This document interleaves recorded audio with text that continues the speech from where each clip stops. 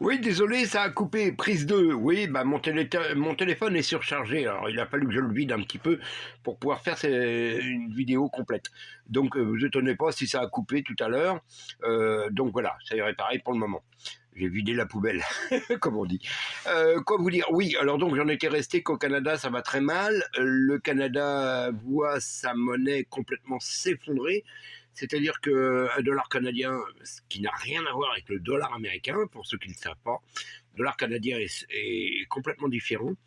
Et le dollar canadien ne vaut même plus, je sais même pas, 55 cents pour un dollar américain. Et là, automatiquement, vu la claque qu'on a pris au niveau de l'inflation et des taux d'intérêt, ça en plus, ça va précipiter le Canada vers quelque chose de terrible. Terrible, terrible, terrible. Alors, est-ce que c'est un but qui est recherché pour faire plier le Canada pour qu'il devienne le 51e État des États-Unis? Ça, on va le voir. Hein. De toute façon, moi, personnellement, j'en ai strictement rien à foutre. De toute façon, que ça soit la couronne d'Angleterre ou que ça soit les États-Unis qui dirigent le Canada ou qui sont propriétaires du Canada, pour nous, les gens d'ici, dans la forêt, ça change pas grand-chose. Sauf que on a quand même peur des Américains parce qu'on sait très bien comment ils pratiquent. Hein. Quand ils arrivent là, puis qu'ils ont besoin de gaz, de pétrole, de bois ou quoi, ils s'en foutent. Hein. Ils ravagent tout, quoi. Alors on va surveiller ça, parce que attention. Et puis il y a un autre point aussi qu'on va surveiller, c'est que si ça devait arriver, le Canada, ça veut dire que toute la jeunesse du Canada peut se retrouver mobilisée pour une future guerre que les États-Unis pourraient faire à droite à gauche. Et puis ils sont assez habitués à ça. Hein.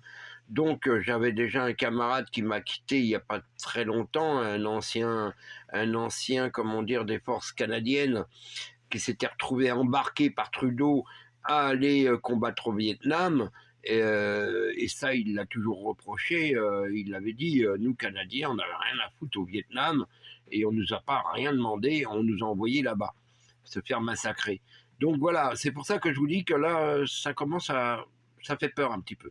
Mais enfin, tout est en pleine ébullition, vous avez dû le voir, hein, je pense que vous êtes assez conscient pour voir tout ce qui se passe. Bien entendu, si vous allez sur les mainstream habituels, bah non, tout va bien. Hein, il n'y a pas de crise, tout va bien. Il n'y a pas de chômage, il n'y a pas de fermeture d'entreprise. Non, non, non, tout va bien. Tout va bien. Les politiciens s'augmentent de salaire, ça bouffe bien, tout va bien. Là, on va apprendre qu'en fin de compte, la France a été trompée depuis des années par une personne qui était censée être une femme, mais c'est un homme. Enfin, c'est un truc. On vit vraiment une époque terrible. Et moi, je crois que je suis pas prêt de quitter la forêt. Voilà. Eh ben, écoutez, mes enfants, je vous laisse parce que sinon, ça va encore saturer, ça va couper. Et je vous dis à bientôt. Bye.